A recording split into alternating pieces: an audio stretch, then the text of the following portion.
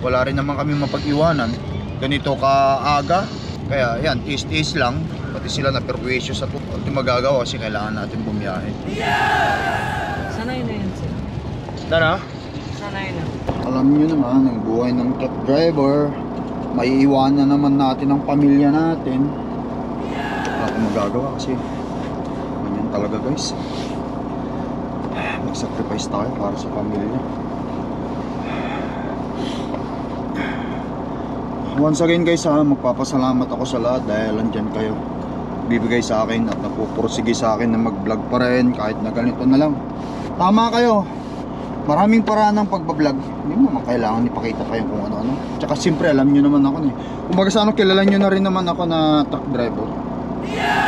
Thank you sa lahat I appreciate yung mga ano nyo sa akin, positive vibes nyo sa akin, yung binibigay nyo sa aking mga pagpapalakas ng kalooban ko para patuloy tayong magbigay ng inspiration sa lahat ng mga nangangarap maging truck driver.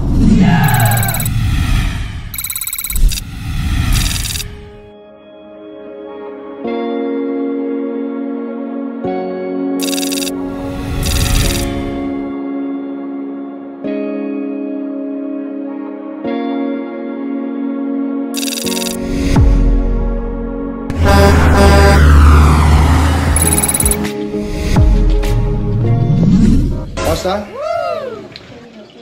With what? What? Suck with the umbrella. Umbrella? Yes, the only Okay, one hold on. I can easily Mommy, use is- you have to go outside And and then Bucky took it in my hand. yeah, just let it go and then I will come to I will come outside. Guys, morning. Ayan, papaalis na naman tayo ng bahay. Before dawn, Hi, kagabi, nakita nyo naman kagabi, no? Nagano lang tayo. Umalang tayo dito sa bahay at umalik lang sa mga bata. Ngayon, lalarga na naman tayo. Which is, ganyan talaga ang buhay ng truck driver, saglitan lang. Biyahe na naman tayo, no? Antalon muna ako.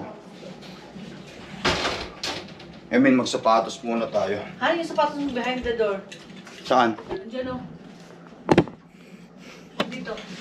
Bebe, can you hand me my shoes? May iwanan na naman itong mga to. You're doing a great job. Apa, but I pare? need your help on the umbrella. First, batite. Tara na. What? Bakit ka naguhubad ng ano naman tapos ibabalik mo na Go naman? now. Put your At let's go now. Maaga delivery ko bukas Mga bandang alas, Ako na magsaraduhan. Mga bandang alas 9 ng gabi, alas 9 ng umaga sa Calgary, Alberta. So ngayon, araw na to, dito tayo sa bahay. Winnipeg, Manitoba. 13 hours drive pa, hindi ko kaya ngayon. Kaya kapag ka nagsimula tayo ngayon ng umaga, take 10 hours off. Mamayang gabi, meron akong kunti na lang i-drive para makarating tayo dun sa delivery natin. Para bukas. Han. Ano masarado niya?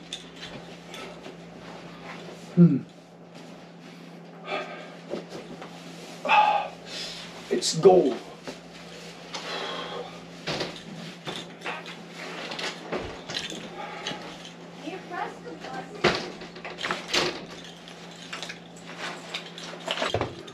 Yung ilaw, let's go. Let's go, Pepe. I will help you outside. It won't help you. I will help you outside. Okay. Hindi na open. Hindi na open. It won't open, pa. It's raining? Yes. It's raining. Hindi pa That's is why I'm mo. trying to bring in Go. an umbrella. Okay. It won't open if I press this button. You have to press more. Oh. Come. Papa. Go first. So we won't fall.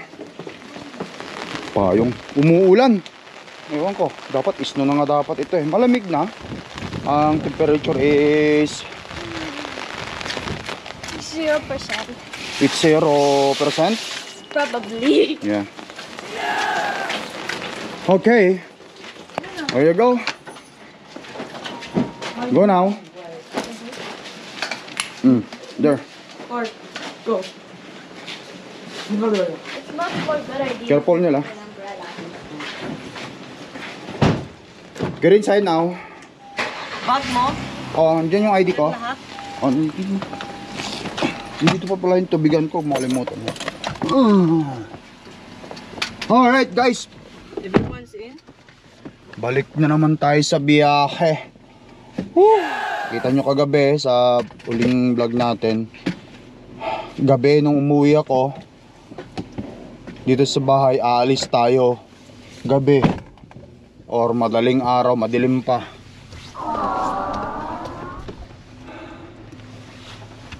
Everything cool? Bakit? Kiss papa. Oh, uy, what is it? Kiss. Hurry. Oh, ito. See how the camera? Hi. Okay. Why do we need the light to on? Okay, so seatbelt on. Ladies and gentlemen, especially Baki is a gentleman. Ay, iwanan na naman ng pamilya. Minsan nakakatamad umalis eh. Pagka yung umuwi ka, pagbalik mo sa trabaho, nakakatamad. Pero pag nasa biyahe ka na, gusto mo nandun na lang para kumita ka ng kumita. Yan yung ganun. Yung siyempre, lahat naman tayo napapagod. Pero hindi naman yun porket napagod eh, ayaw na tayo. Nakasulan. Alright, let's go guys.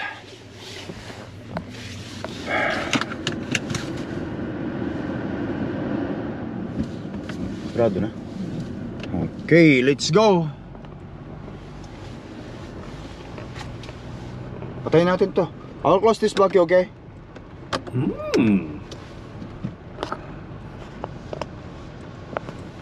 Umagang umaga. Check na na.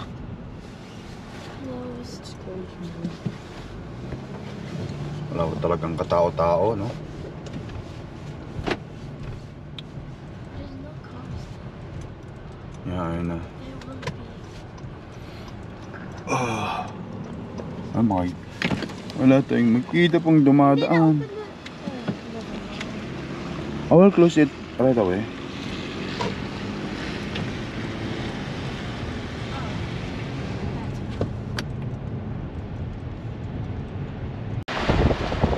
Tahimik guys, tahimik pang Winnipeg.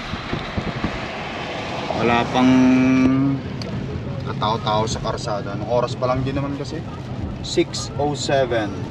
Yan nakita natin.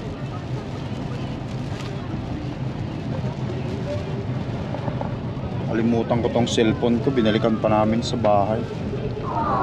Importante itong telepono kasi para makontak yung company, dispatch. Siyempre yan ang communication eh.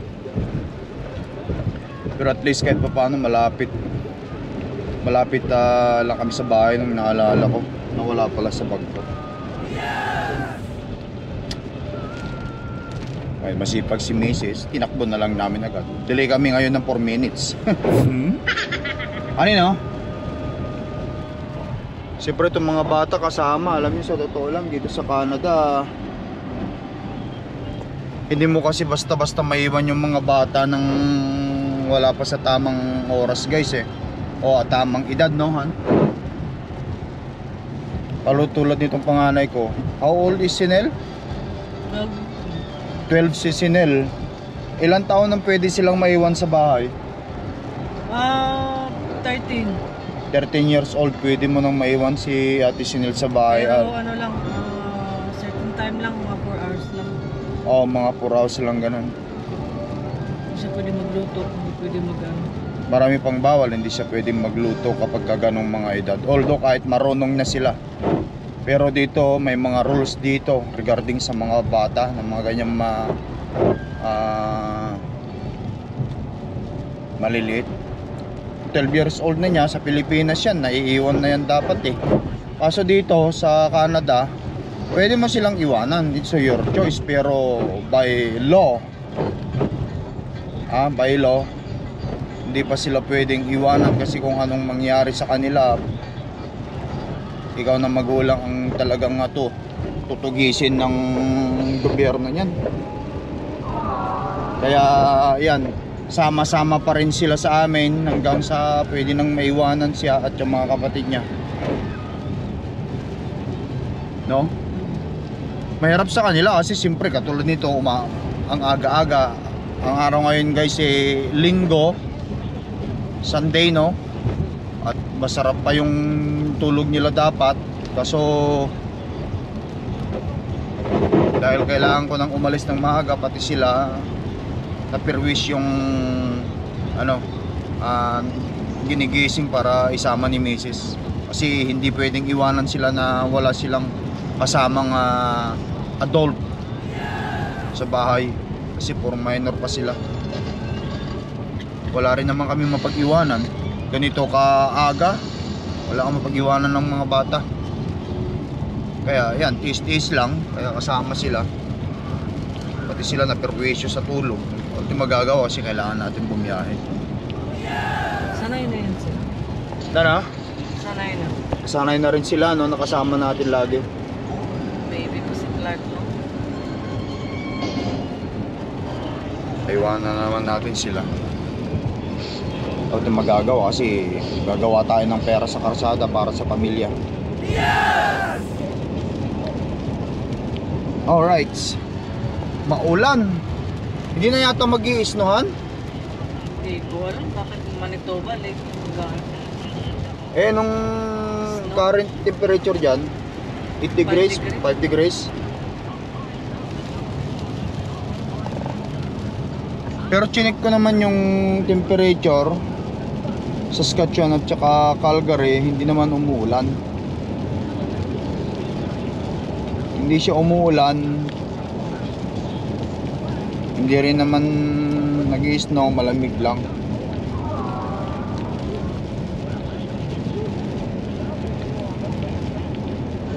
Ayun. Dito sa Manitoba ito November na guys ha. Dapat sana snow na, no? Baka late ang snow ngayon pero late din matapos. Baka abutin yan ng June. Malabo yun. Ha? Malabo yun. Kasi last year talaga, di ba, ang haba ng snow. Maaga pa lang nag-snow na last year October ba na nung nag-snow? October noon last year, nag-snow na Ngayon, November na, wala pa rin. Sana nga, hindi na mag-snow. Sa may Winnipeg. Nagbago na yung climate. Wow! Pero mag-snow pa rin yan. Ano lang yung climate siguro. Ewan ko kung bakit. Alright.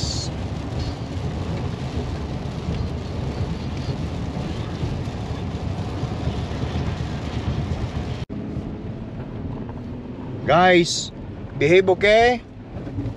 Baki, behave to mom always, okay? Ate Clark, the attitude, okay? The anger, okay? You have to manage it, okay? Ate Sinela, always careful, okay? So that you will not gonna get accident next time. Okay.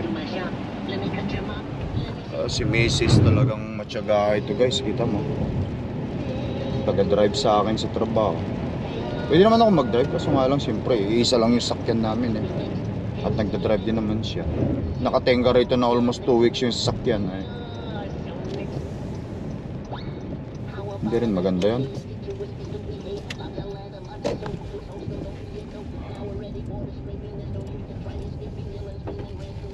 Alright, yun yung ID ko na ngayon. Appreciate ko yung hard work ni Mrs. para sa akin, sa pamilya. Thank you.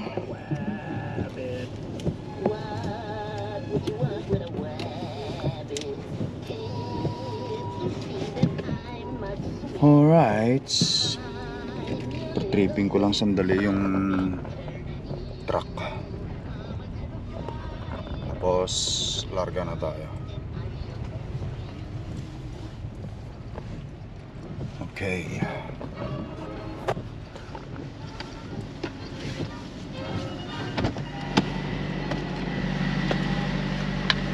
Alright guys, dito na tayo sa truck. Paalam muna tayo sa mga bata. Mag-kiss-kiss muna. Especially si Batiti. Batiti! Open hand!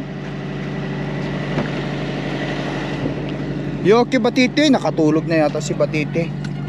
Kiss papa, be good boy, okay? Okay. Oh, tiks Clarky, okay. Bye, Pa. At least you're sleeping. Oh, bye-bye now, baby. You have to bless papa. Bye, Pa. Okay?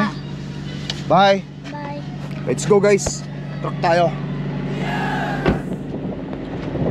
Woo!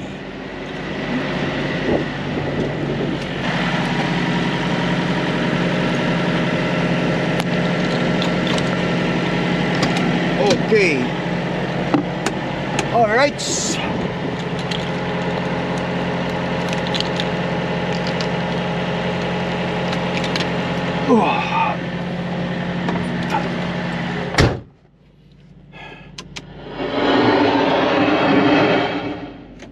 Okay. Ilaw. Yun. At syempre antayin natin si Mrs. Para madala at i-ano ko yung mga gamit ko rito. Start natin.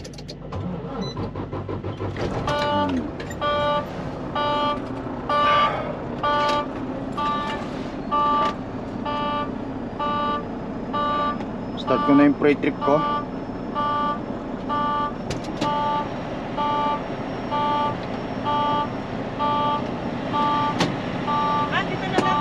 Diyan na lang, o sige.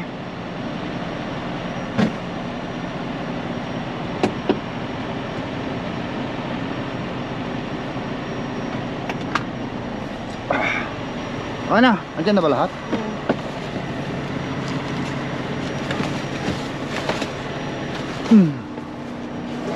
Yeah. Yun.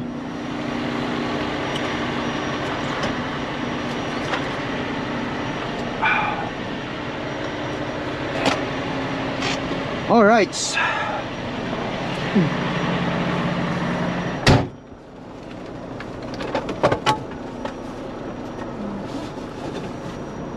Nagkabohol-bohol?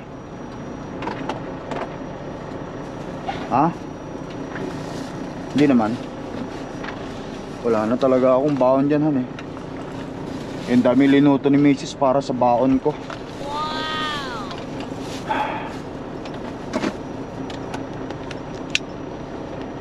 Double check ko yung mga gamit ko rito, pati passport. At baka mamaya nakalimutan ko sa bahay eh, babalikan na naman ni Mrs. yan. Lalo nang magagalit yan.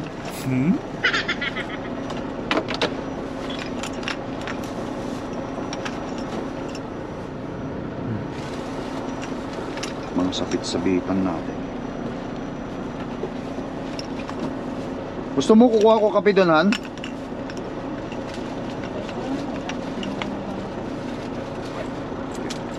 Tamo na ako doon sa loob guys, habang si Mrs. eh nag-ano dyan.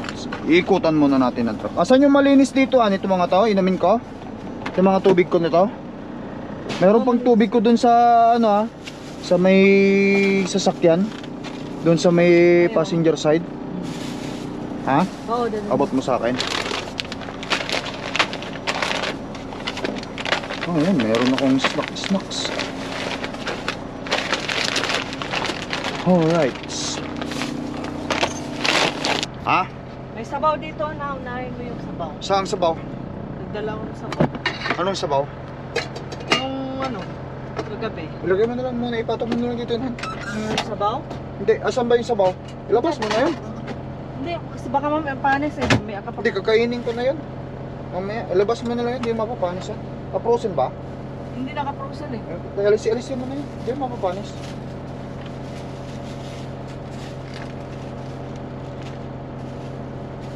Yan ba yun?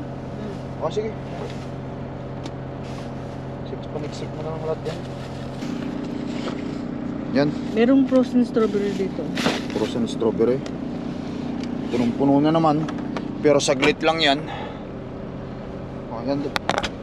Ilagay mo yun doon. Kailangan ko yan. Ang lagayan ako. Alright. Babayin ko ang truck. Alis na ba kayo? Thank you, ta. Oh, sige. Iyon na ako. Oh, sige. Babayin ko lang ang truck, guys. Alam niyo naman, bawal na sa atin ng ano, mag-pre-trip lang muna ako. Bawal is bawal. Ano? Bawal is bawal. Bawal is bawal, okay. Yung tama ka. Alright, guys. Oh, malamig. At naulan pa. Ayan, kumuha na rin ako ng kape ko. Tapos na rin yung rounds ko sa truck. Naikutan ko na yan. Ay, alam nyo naman, ang buhay ng truck driver, maiiwanan naman natin ang pamilya natin. Wala akong magagawa kasi ganyan talaga, guys. Mag-sacrifice tayo para sa pamilya. Once again, guys, magpapasalamat ako sa lahat dahil andyan kayo, bibigay sa akin at napupursige sa akin na mag-vlog pa rin kahit na ganito na lang. Tama kayo, maraming paraan ng pagbablog. Hindi mo naman kailangan ipakita pa yung kung ano-ano. Tsaka siyempre alam nyo naman ako eh. Kumbaga sa ano, kilala nyo na rin naman ako na truck driver. May nagsabi pa na basta huwag ka lang magpalit ng pangalan, lakay. Sabi nila. Thank you sa lahat, no. I appreciate yung mga ano nyo sa akin, positive vibes nyo sa akin, yung binibigay nyo sa aking mga ano, pagpapalakas ng kalooban ko para pagpatuloy tayong magbigay ng inspiration sa lahat ng mga nangangarap maging truck driver. Ako kasi, guys, hindi ako nagbibigay ng negative sa kapwa ko, kundi pinapalakas ko ang kalooban nila kasi alam mo, sa totoo lang, yun lang ang kaya nating maibigay sa mga tao. May mga nagtatanong baka hindi ako makarating ng Canada, hindi ako matanggap sa sa pag-apply ko, mga ganon.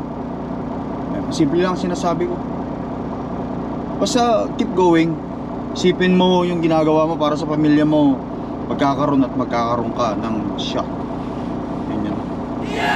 At saka tulad nga ng sabi nila, walang madali, no? Walang madali sa mundong ito. Kumbaga lahat pinaghihirapan natin kasi tayo, pinanganak tayo na mahirap katulad ko. So lahat ng meron ako ngayon is talagang pinaghirapan ko. Kaya masasabi ko deserving ko kasi talagang naghirap ako sa mga bagay na meron sa akin. Ayan, guys. Anyway, paulang morning. Sit up ko lang itong aking ano rito. Tapos lalarga na tayo. Punong-puno na naman yung aking fridge sa mga pagkain. Dami namang kanin ang binigay ni Mrs. dito. Bagay, nagra-rice ako, guys, ng brown rice kasi mababa konti ang ano yan, ang sugar niyan. Marami naman tayong stock. Okay, dyan lang muna ito. Nakapag pre-trip na rin naman na ako. Ayun, guys. Okay, guys, tara. Tara, let's bagets. Simulan na natin ang araw natin para makarating tayo sa Calgary, Alberta ng tama sa appointment natin. Yes! Alright, guys.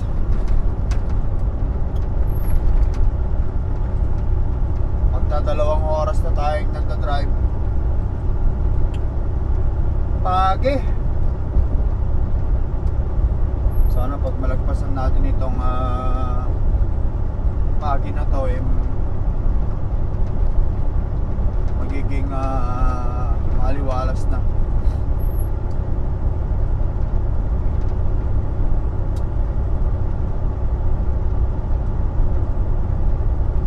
Limited visibility.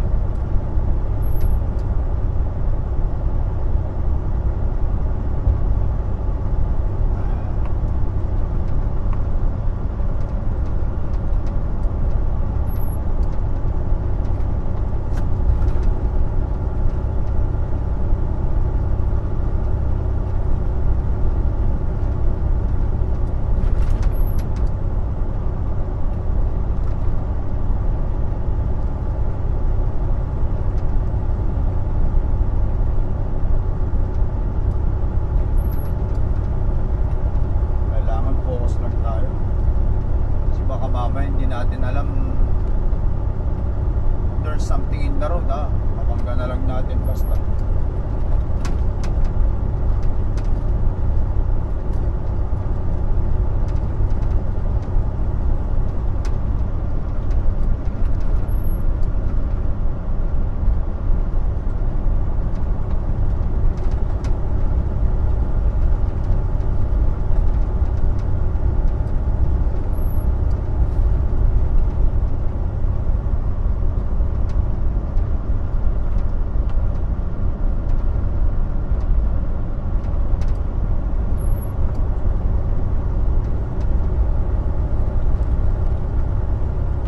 Naka-joyride na naman kayo sa akin.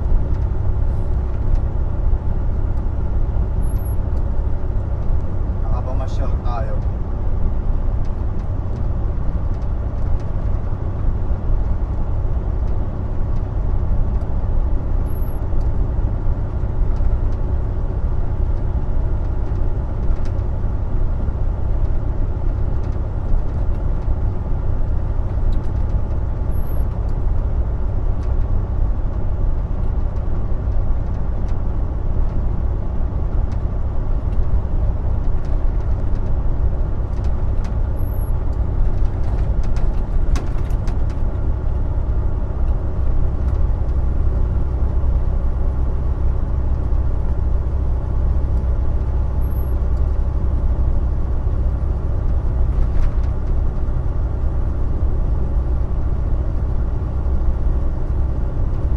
Nag-adjust pala guys yung oras.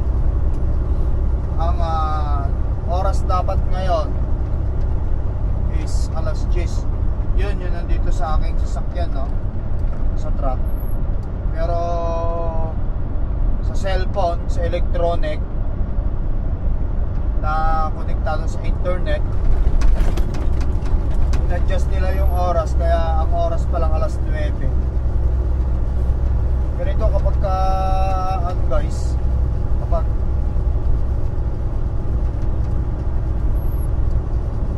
winter time, ina-adjust nila yung oras kasi magbabago yung ano lubog ng araw. Bali ang nangyari, so alas 10 ngayon sa truck ko kasi hindi ko inilipat, no? Sa mga gadget na electronic, mga cellphone na konektado sa internet, ang oras is alas 9. So ang mangyayari, kapag ka dumating ng alas 7 ng gabi, kung saan yung normal na oras, di alas 6 pa lang kasi na-adjust nga nila. Ang purpose nun para hindi masyadong maging madilim. Kumbaga ngayon kasi mag-winter na, maaga ngayon ang lubog ng araw. Kumbaga sa maaga ang pagdilim, maaga yung pagsapit ng dilim, kaya ina-adjust nila yung oras.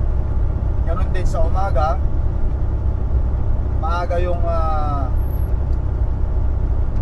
pagsikat ng araw, kaya umatras din yung yung sikat ng araw, I mean yung oras. I hope paliwanag kung maigi. Basta nag-adjust sila ng oras papatras dito sa Manitoba. So alas 10 ngayon, which is yun yung talagang regular na oras. In-adjust nila ang time zone ng Winnipeg or Manitoba. So bali alas 9, so umatras ng isa. Pero dito sa Saskatchewan at saka Alberta at saka British Columbia, hindi ko alam kung a-adjust o aabante. So instead na alas 10, sana sa kanila yun yung normal, magiging alas 11 umadjust. So yun ang mangyayari. Malalaman natin dyan sa sa Saskatchewan at saka Alberta. Matadaanan naman natin yan kung anong oras ang adjust niya, papatalikod ba o paabante. ina-adjust talaga nila yan kasi sa winter. Tuloy-tuloy lang ako guys kasi medyo pahamog eh, pa-foggy, kaya limited ang visibility natin, kaya nagpa-focus lang ako.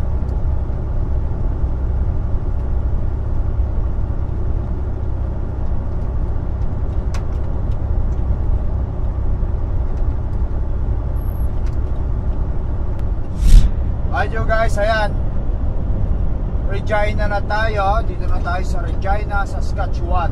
Yes! As you guys can see, clear, wala nang pagi. At ang oras ng Regina ngayon is 1:01, which is ang oras na regular is alas 2:01. So matras din siya ng isang oras.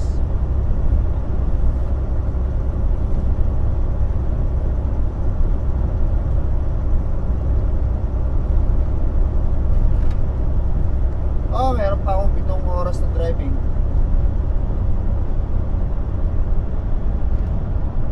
Kahit na natin yung sign doon na malaki, Regina. Yes!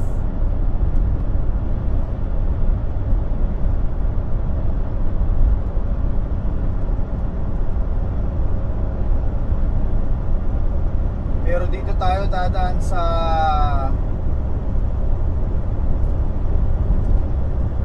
kanilang tawag dito is yung business transportation, yung outside the city. Hindi tayo dadaan sa mismong city para dire-diretso yung takbo natin.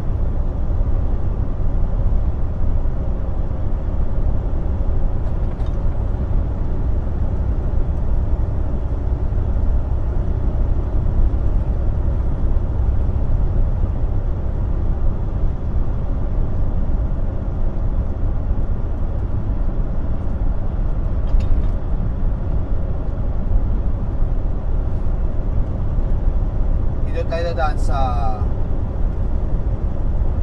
left na to, hindi yan sa kabila. Sa kabila, Regina, mismong city center yan eh, Regina. Ito mas dyan. Yes!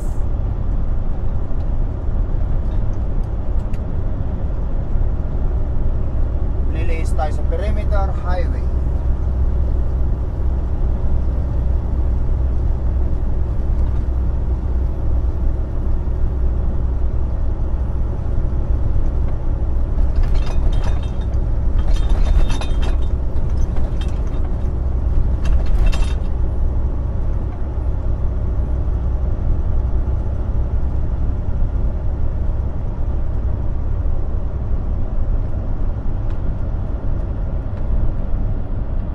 Sana pagdating natin sa Alberta o sa Bandarian, like Swift Current, Medicine Hat, sana walang issue, walang problema guys.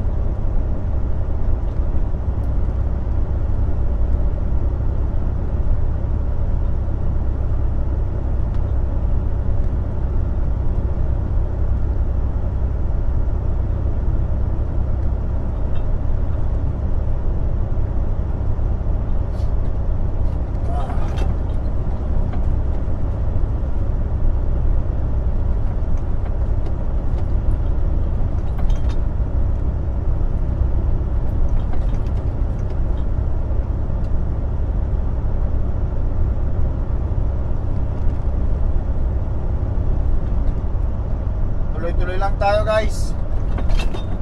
Ayan. At thank you ulit for watching. At maraming salamat sa encouragement ninyo sa akin, kahit pa paano magtuloy-tuloy lang sa pagbablog. Ayun lahat guys, nasa puso ko. Thank you. Bye-bye.